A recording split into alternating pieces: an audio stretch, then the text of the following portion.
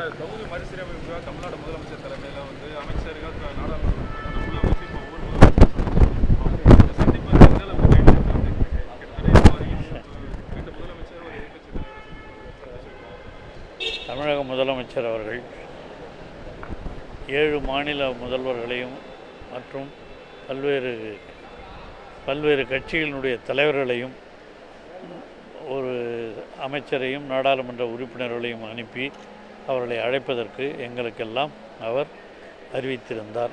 அந்த அடிப்படையிலே நானும் நம்முடைய நாடாளுமன்ற உறுப்பினர் அப்துல்லா அவர்களும் இன்று காலை கர்நாடகாவிற்கு சென்று அமைச்சர் அவர்களையும் துணை முதலமைச்சர் அவர்களையும் சந்தித்து தமிழக முதலமைச்சர் கொடுத்த அழைப்பு கடிதத்தை இருவருக்கும் கொடுத்தோம். குறிப்பாக முதலமைச்சர் அவர்களும் அந்த முதலமைச்சரோடு தொலைபேசியிலே தொடர்பு கொண்டு பேசினார். அப்பொழுது அதையெல்லாம் கேட்டிருந்த இந்த முதலமைச்சர் அவர்கள் நாங்கள் சொன்ன இந்த கருத்துக்கும் முதலமைச்சர் அவர்கள் அழைத்திருக்கின்ற நோக்கம், குறிப்பாக அவர் அழைத்திருப்பது இந்த பாராளுமன்றத்தினுடைய தொகுதிகளை மக்கள் தொகையின் அடிப்படையில் பிரிக்கக்கூடாது என்ற அடிப்படையிலே அந்த கருத்துக்களை எல்லாம் கூட அவர் எங்களோடு அந்த கருத்துக்களையும் கலந்து ஆலோசித்தார். இருவருமே எங்களிடம் அதை பற்றி நாங்கள் இருவரும் அவரிடம் பேசினோம். அவர்களும் எங்களிடம் பேசினார்கள்.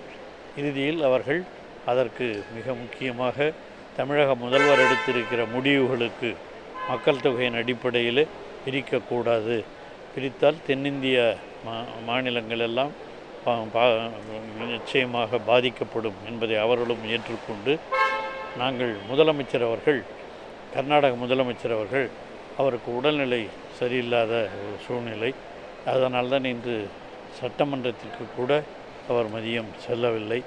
அப்படிப்பட்ட ஒரு சூழ்நிலையில் நான் வரவில்லை, இருந்தாலும் நான் அமைச்சர்களை அனுப்பி வைக்கிறேன், கண்டிப்பாக அனுப்பி வைக்கிறேன் என்று சொல்லியிருக்கிறார். துணை முதலமைச்சர் அவர்களும் நான் வருகிறேன் என்று அவரும் குறிப்பிட்டிருக்கிறார்கள். ஆகவே அவர்கள் வந்து கலந்து கொள்வார்கள். நிச்சயமாக தமிழக முதலமைச்சர் எடுத்த அந்த முடிவுகளுக்கு அவர்கள் ஆதரவு தெரிவித்திருக்கிறார்கள். அந்த முடிவுகளை பற்றி எங்களிடமும் அவர் சிறிது நேரம் பேசினார்கள். கிட்டத்தட்ட இருவரும் 1 மணி நேரம் நாங்கள் அவர்களோடு பேசி கொண்டிருந்தோம். அவர்களும் அதற்கு ஒப்புதல் அளித்து மகிழ்ச்சியோடு எங்களை அனுப்பி வைத்தார்கள். அதற்கு பிறகு நாங்களும் நன்றி சொல்லிவிட்டு அங்கிருந்து கிளம்பினோம். அவர் நிச்சயமாக தமிழக முதலமைச்சர் இந்த எடுத்திருக்கிற முடிவிற்கு எங்களுடைய கட்சிகள் ஆதரவு அளிக்கும் என்ற உறுதியையும் எங்களுக்கு அளித்திருக்கிறார். நாளை முதலமைச்சரிடம் அதை சென்று சொல்லுவோம். 22ஆம் தேதி அவர் கண்டிப்பாக வருவார்.